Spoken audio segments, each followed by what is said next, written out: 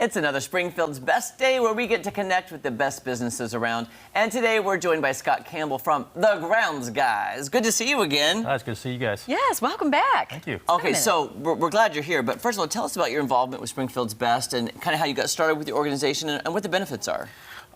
We're fairly new to the program. We recently, within the last month and a half, signed up for it. I think the benefits really are going to just be things like this. We get a little bit of exposure on TV. We're going to be able to do some events with them publicly and just be part of the community.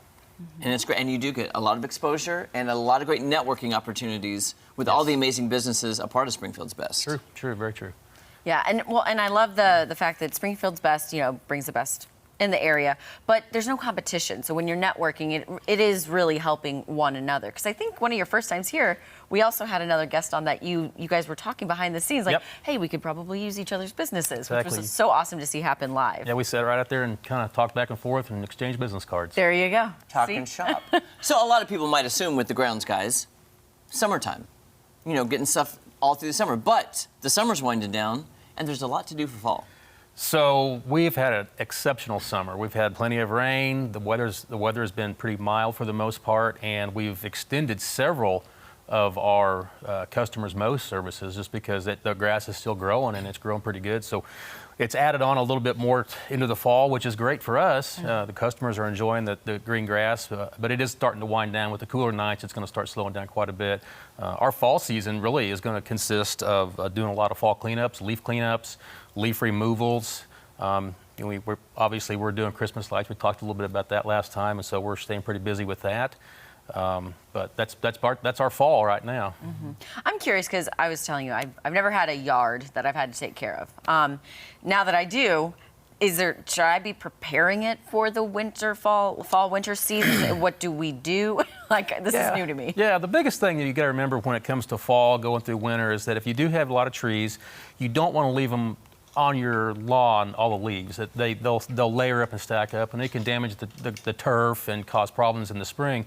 What you can do is you can remove a substantial amount of them, and then towards the middle to the end of winter, you can mulch up whatever's there and let it just kind of sit on top. That way it's not fully covering it, but that'll decompose and it's nutrients for the soil. So you can do that. There's a lot of things you can do with your beds around the house also. If you've got perennials that die off, you can cut those off and get rid of those. Those don't need to be laying around the beds. Or if you've got annuals that just come up and grow this season, you can take all those out and discard them also. But as far as your lawn goes, just don't leave the leaves piled up on it all winter. It's not that healthy for the grass. And that's probably something you guys can also help with. Yeah, we can definitely help with that. We can remove it.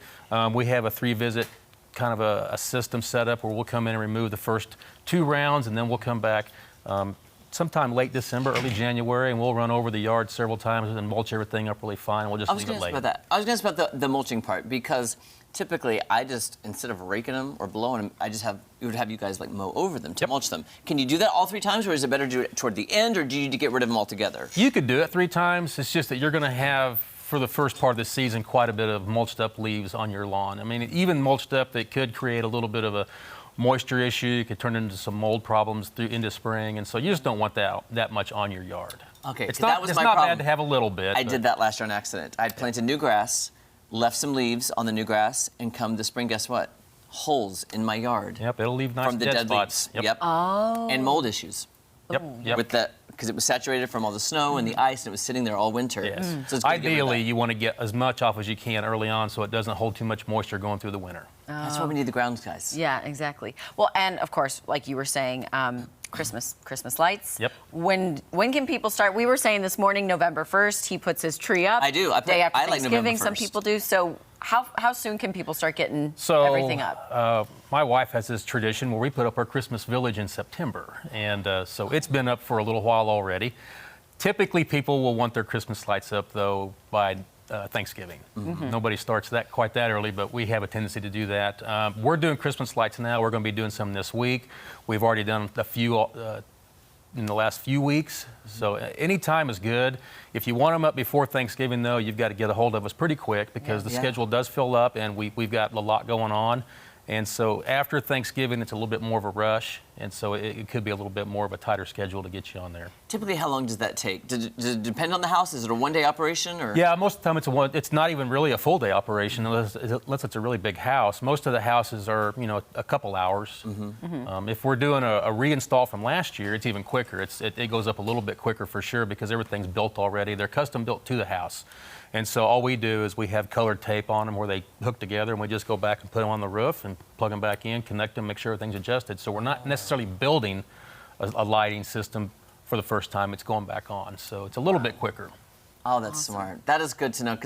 Okay, a couple hours with the grounds guys or 3 days if I do it myself? There you know you what go. I'm saying? Well, that's the beauty of it. You don't have to own a ladder. You don't have to get on the roof. You don't have to fix a bulb if it goes out. We would do that also. You don't have to take it down, and you don't have to package it up. We do all that. We package it up and put a nice big bow on it, stick it in a plastic container, and put it in the storage unit. And you're done. Yep. There you go. All right. If people want more information, Scott, for the grounds guys, where can they go to get that information? Well, they could always go to the Neighborly app, and recently Neighborly just updated that, so it's really user-friendly now. It's a new look, and so it looks really good. You can do that, or you can give us a call at 417-220-4110. Awesome. Thank you so much. Thanks, guys. Good to see you again. All right. Good to see you. Coming up, we'll reveal our spider web hard-boiled eggs and make the deviled filling. That's very I'm spooky. nervous. Well, are you very...